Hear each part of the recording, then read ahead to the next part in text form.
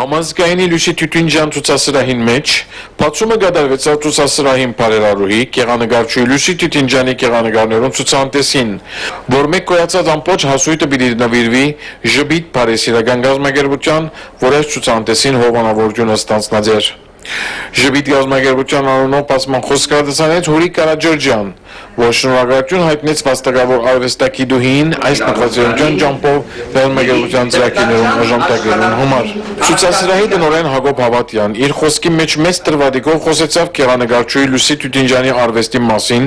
տվեց արվեստագետուհին բարեմաստություններ եւ արևշարություն մաղթեց Գարբիս եւ Լուսի Տյութունջյան ամոլին, անայսարիտոր նշեց, որ ցուցանտեսը նվիրված է Լուսի Տյութունջյանի ուսուցիչ Լիբանանահայ մեծ արվեստագետ Փոլ Գիրագոսյանի հիշատակին։ Ապա